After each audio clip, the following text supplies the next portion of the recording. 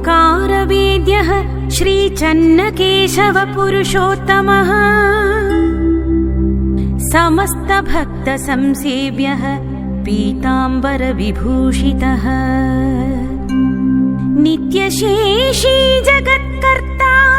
श्रीमान्नारायणप्रभुः व्यक्तो व्यक्तपरो धर्मो ध्येयो ब्रह्माण्डकुक्षिमान् वैकुण्ठवासी कमलापति परमपूरुषः सहस्रशीर्षा पुरुष सहस्राक्षा सहस्रपात् दिव्यापी दिक्पतिर्विश्वपतिः कमललोचनः वासुदेवः सुप्रसन्नः समात्मा विश्वश्रीग्विभुः पार्थसारथिरानन्दरूपो अनन्तोऽखिलो व्ययः श्रीवत्सवक्षा कारुण्यनिधिर्गीतामृतोदधिः यज्ञो हविर्यज्ञभोक्ता समो वेदान्तगोचरः ज्ञेयपरात्परस्वामी भोक्ता भोज्यं स्तव स्तुतिः मत्स्यकूर्मो वराह श्रीनारसिंहो वटुत्तमः भार्गवो रामचन्द्रश्च रामो राक्षसनाशकः नित्यश्री शाश्वतानन्दप्रपन्नजनकल्पकः वैखानसप्रियो विष्णुः पञ्चव्यूहात्मको हरिः केशवो माधवस्रष्टा गरुत्मपीठसंस्थितः गोविन्दः पुण्डरीकाक्ष सप्तर्षिगणपूजितः स्मितहाससुधीः प्राप्यो नेता होता जगन्मयः शङ्खी चक्रे गदीशार्गी नन्दकी कुण्डली स्वभूः सालग्रामनिवासी च श्रेष्ठतमः कविः परं ज्योतिः परं ब्रह्म परमर्षिनिषेवितः वैकुण्ठो नित्यमुक्तैक सेव्यमानपुरामुनिः दामोदरः सत्त्वगुणो ऋषिकेशोऽखिलात्मकः मोक्षप्रदाता निखिलः सदानन्दनिकेतनः शङ्खचक्रगदा पद्महस्तः कारुण्यसागरः श्रीचन्नकेशवश्येदं नाम्नामष्टोत्तरं शतम् यः पठेत् शृणुयात् नित्यं शाश्वतानन्दमाप्नुयात्।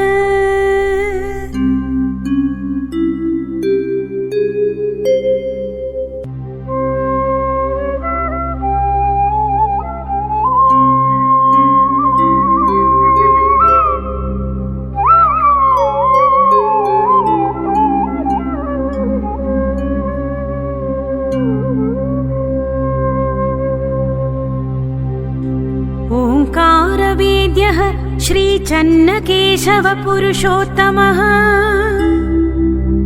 समस्तभक्तसंसेव्यः पीताम्बरविभूषितः नित्यशेषी जगत्कर्ता श्रीमान्नारायणप्रभुः व्यक्तो व्यक्तपरो धर्मो ध्येयो ब्रह्माण्डकुक्षिमान्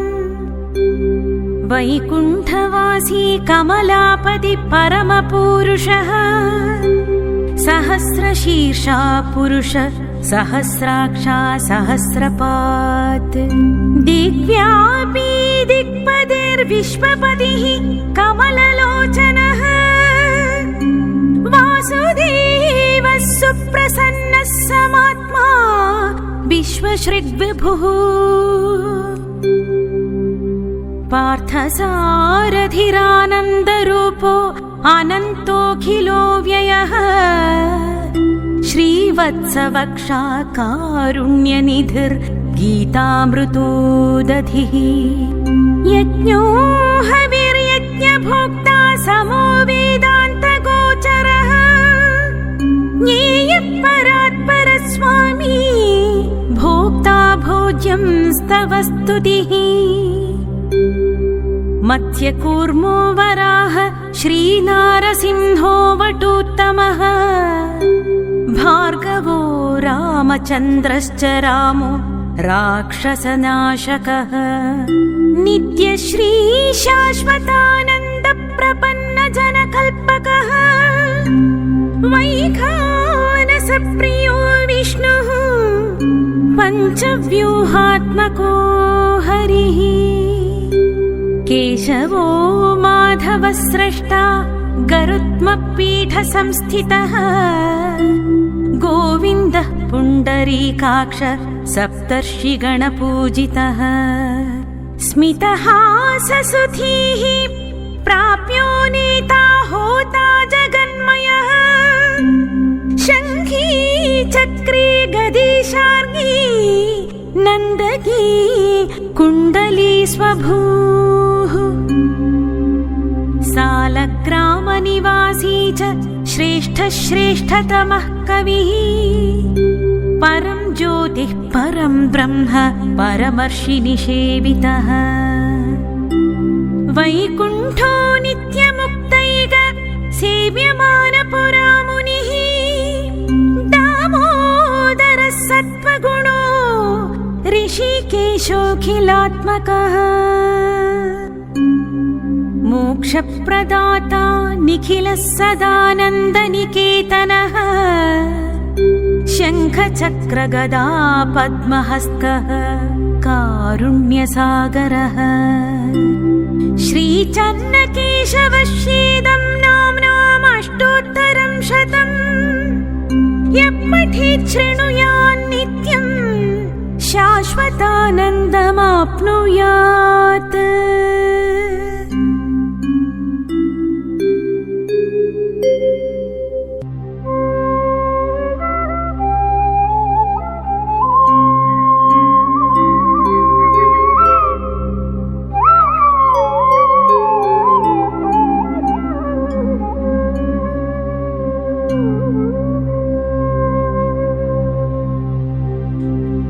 ओंकारवेद्यः श्रीचन्नकेशवपुरुषोत्तमः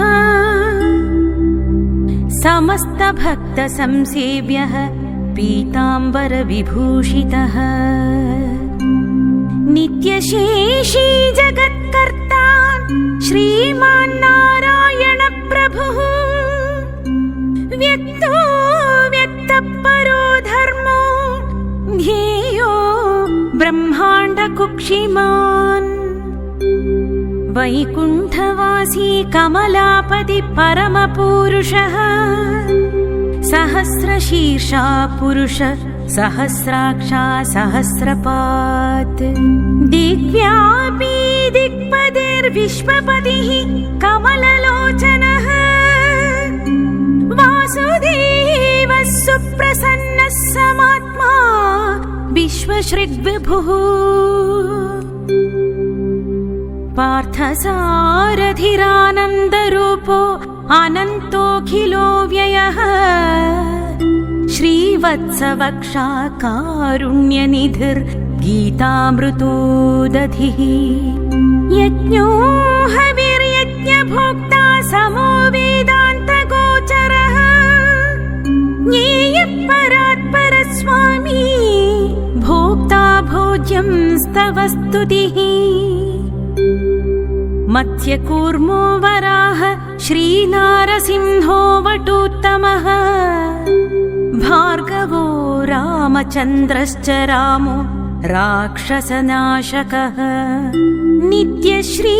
शाश्वतानन्दप्रपन्नजनकल्पकः वैखानसप्रियो विष्णुः पञ्चव्यूहात्मको हरिः केशवो माधवस्रष्टा गरुत्मपीठसंस्थितः गोविन्दः पुण्डरीकाक्ष सप्तर्षिगणपूजितः स्मितहाससुधीः प्राप्यो नेता होता जगन्मयः शङ्खी चक्रे गदीशार्गी नन्दकी कुण्डली स्वभूः सालग्रामनिवासी च श्रेष्ठतमः कविः परं ज्योतिः परं ब्रह्म परमर्षिनिषेवितः वैकुण्ठो नित्यमुक्तैक सेव्यमानपुरामुनिः दामोदरः सत्त्वगुणो ऋषिकेशोऽखिलात्मकः मोक्षप्रदाता निखिलः सदानन्दनिकेतनः शङ्खचक्रगदा पद्महस्तः कारुण्यसागरः श्रीचन्नकेशवश्येदं नाम्नामष्टोत्तरं शतम् यः पठेत् शृणुयान्नित्यं शाश्वतानन्दमाप्नुयात्